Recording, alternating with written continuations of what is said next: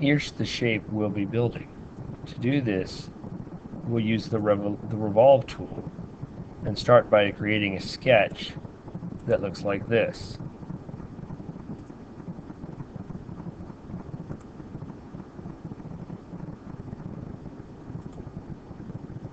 To start our sketch, we're going to draw a center line at our origin.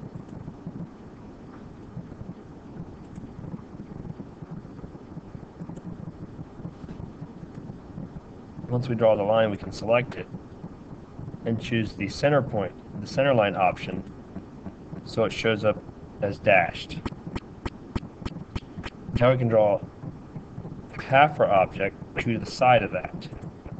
Start by drawing the back section, then the middle section, making sure to snap to the other shape, and then the front lip.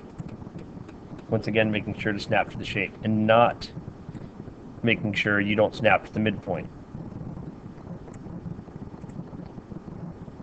When using a center line, when we dimension, the dimensions show up as diameter measurements because of the center line.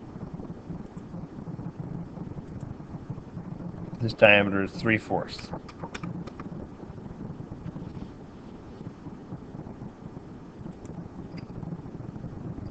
The outer diameter of this is 1.5, or 1 1/2.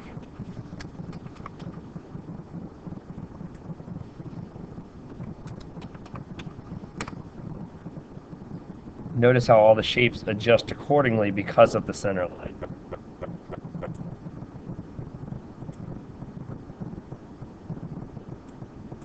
This diameter is 2 inches.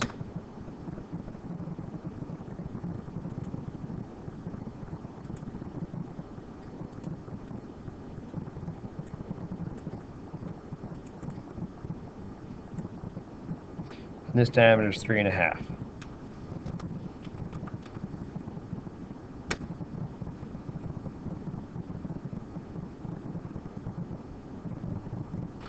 Notice how all of them reference a hidden line over on the other side because of their diameter.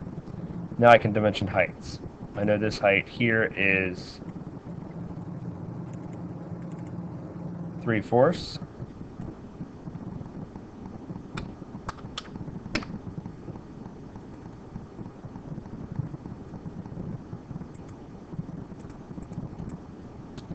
This height is 2 1/4.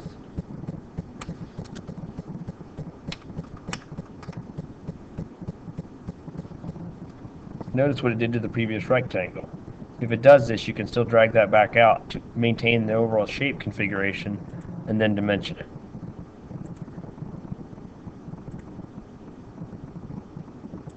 This lip is 1/2. Once you have the overall shape, we can see that it says 2 dimensions are needed. That's only because we haven't constrained anything to the center line. But with the center line there, we'll still be okay. Finish sketch.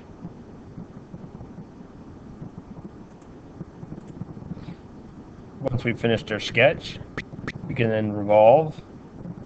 For revolve, you pick in the areas just like you would extrude, except you pick an axis, and it wraps that surface, that sketch around the axis. You can have a few options here. You can do an angle, for example 90 degrees or 180 degrees. You can still split both ways as before, or you can go backwards and forwards. We want to do you can do to and from, or we can do a full. We're going to do a full for this shape. We'll say okay. The last thing you might want to try to do is create a chamfer on this front edge, which puts an angled lip. It's not on the drawing, but I'd like you to try it. Chamfer. What it does is it allows you to step back an angled distance by whatever measurement we put in here. So if we make it 0.25, it'll step back a 0.25 measurement on that edge. So it adds a conical shape to it.